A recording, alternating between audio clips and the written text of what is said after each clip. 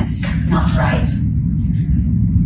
Republican constituents, however, across the country. But we are,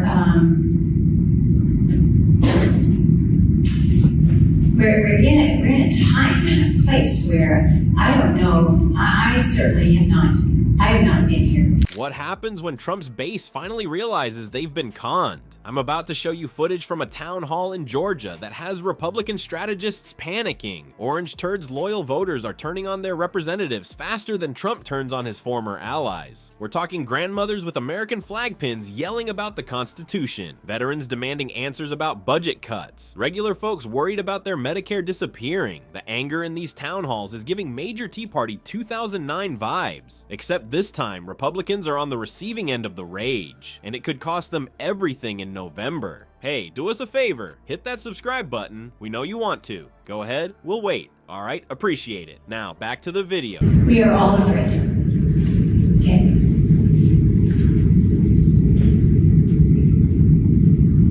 It's quite a statement. Yeah, so while Republican senators are saying that they are basically too afraid to say anything negative about Donald Trump out of fear of reprieve. Remember when Trump's supporters would follow him off a cliff? Those days are over, folks. The MAGA crowd used to worship the ground Trump walked on. Rally footage from 2016 and 2020 showed stadiums packed with red-hatted devotees, some literally weeping as their orange messiah spoke. They'd cheer at his every word, no matter how ridiculous. I could stand in the middle of Fifth Avenue and shoot somebody. Trump once boasted, and his approval ratings wouldn't budge. For years, that seemed true.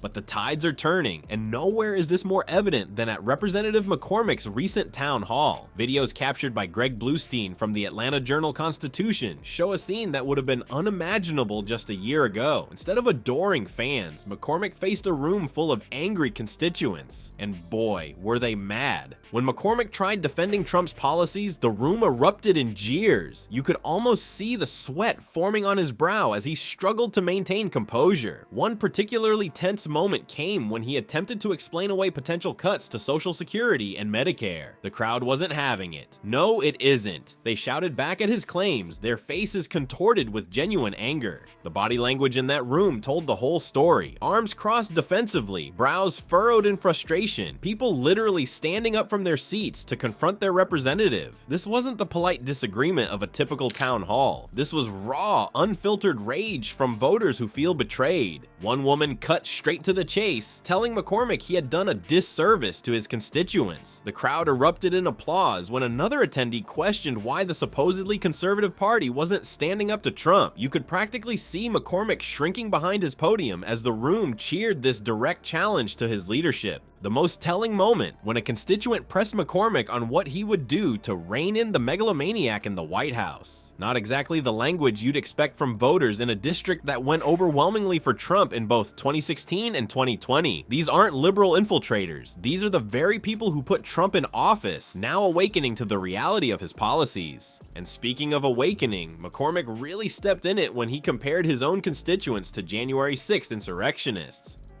"You're similar to Jan, Sixers who are yelling just as loud as you," he told the crowd, which predictably triggered another round of boos. Nothing wins over an angry audience like comparing them to people who stormed the Capitol, right? When the topic shifted to government layoffs at the Atlanta-based CDC, McCormick claimed some work was duplicitous because of AI. The crowd's reaction: more boos, more jeers. These constituents understand that behind every government efficiency talking point are real people losing real jobs in their community. The frustration wasn't just about abstract policies, it was about broken promises. When Trump ran in 2016 and 2020, he vowed to protect Social Security and Medicare. Now, as McCormick awkwardly tried to explain potential cuts to these programs, voters who depend on these services are realizing they've been conned. One attendee explicitly called for taxing billionaires rather than cutting programs people use every day. Hardly the socialist revolution, just common sense. What's causing this backlash? The policies are hitting home. Literally, Trump's agenda is threatening programs that many Republican voters rely on. And when faced with choosing between loyalty to Trump and loyalty to their own financial security, many are choosing the latter. Turns out, ideological devotion has its limits when your healthcare is on the line.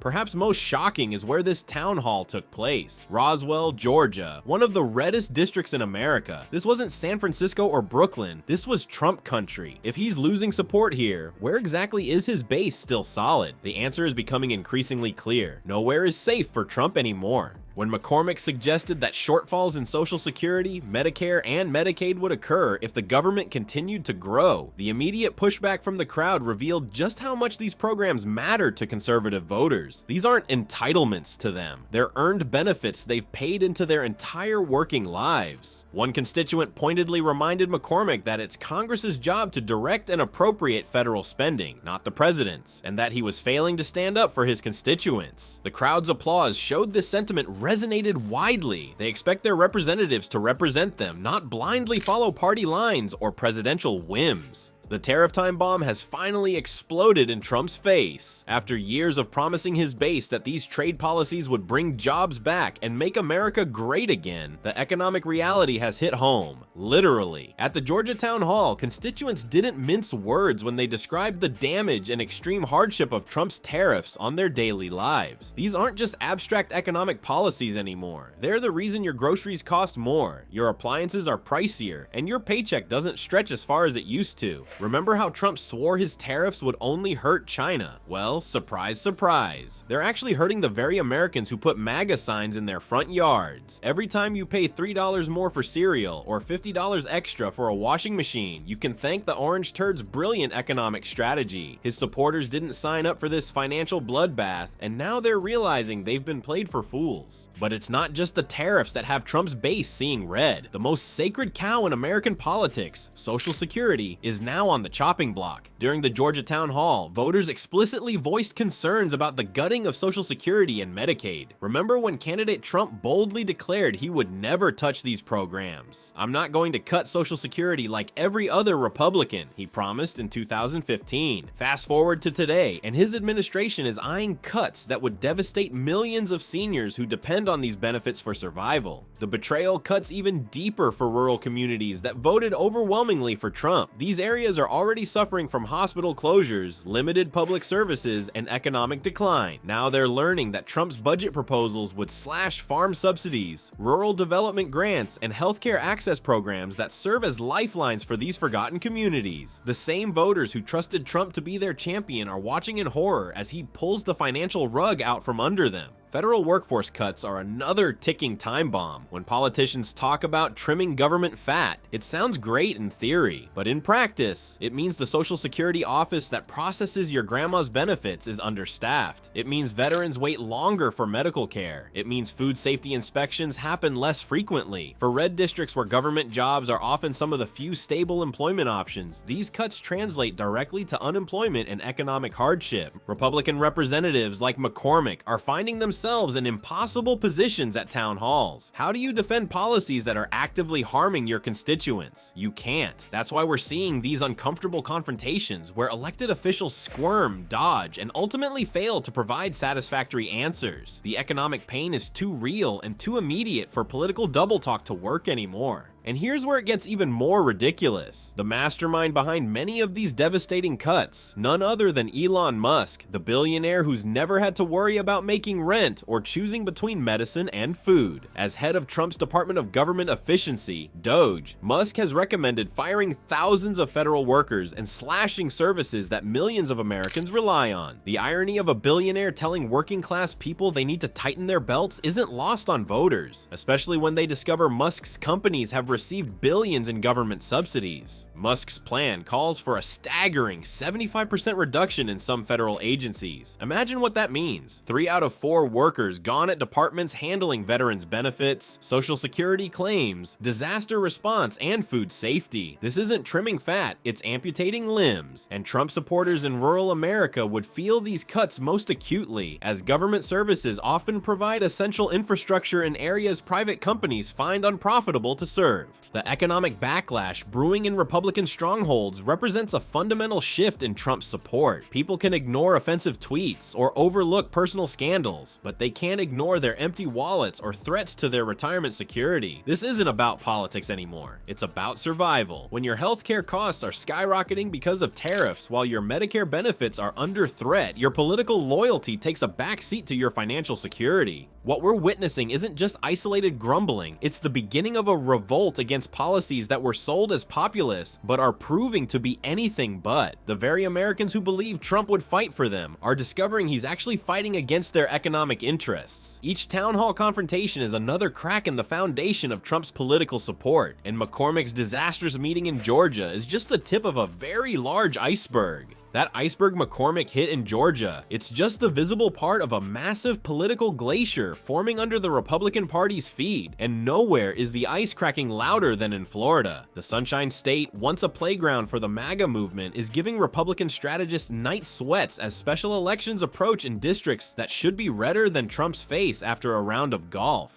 Democrats have spotted blood in the water, and they're circling with unprecedented aggression. They're targeting congressional seats that were supposed to be Republican layups, pouring resources into districts where Trump scored easy victories in 2024. It's like watching a mouse suddenly turn around and chase the cat. Nobody saw this coming, especially not the Republicans who've treated Florida like their personal political playground for years. The fundraising numbers tell a story that's making Republicans reach for the antacid. In Florida's 6th congressional district, Democratic candidate Josh Weil isn't just keeping pace with his Republican opponent Randy Fine, he's absolutely crushing him with a near 10-to-1 advantage in campaign cash. 10-to-1. That's not a competitive race. That's financial domination that would make even a Wall Street banker blush. This fundraising disparity has turned what should have been a sleepy special election into a 5-alarm fire for the GOP.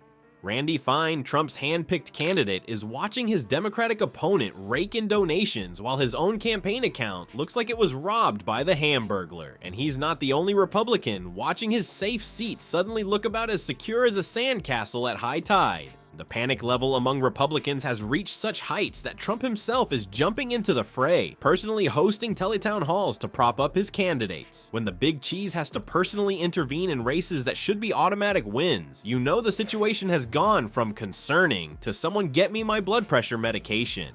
Even Evan Power, the chair of the Republican Party of Florida, is starting to sweat. He's publicly admitting what keeps him up at night. Special elections have notoriously low turnout, and that's terrible news for Republicans who rely on their voters showing up reliably like they're punching a time clock.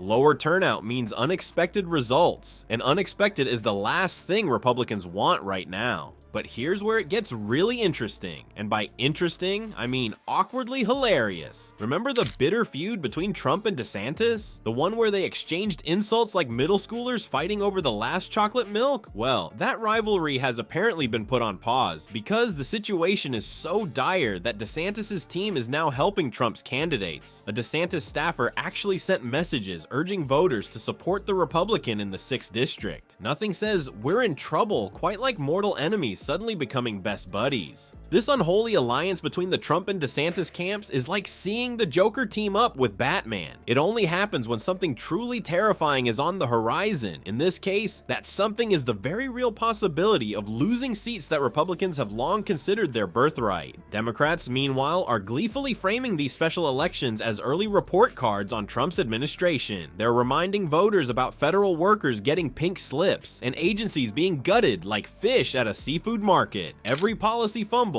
every agency dismantled, every angry constituent. Democrats are packaging it all into a narrative that's resonating even in areas where Trump signs once dotted the landscape like palm trees. These special elections aren't just about a few seats in Florida, they're potential canaries in the political coal mine, early warning signals of a larger shift happening across the country. If Democrats can flip or even come close in these traditionally Republican strongholds, it could trigger a panic among Republicans nationwide who suddenly realize their own districts might not be as safe as they thought. The stakes couldn't be higher for Trump personally. Losing these races would be more than embarrassing. It would be a direct challenge to his grip on the Republican party. Each defeat would embolden his critics within the GOP and raise uncomfortable questions about whether the MAGA brand is becoming political poison rather than political protection. So what does all this mean? Recent surveys are flashing warning signs for Trump and the GOP. CNN and Washington Post polls show most Americans think Trump's gone too far as president. A whopping 58% of people oppose his plan to fire tons of federal workers. You know, the folks who make sure grandma gets her social security check and veterans get their benefits.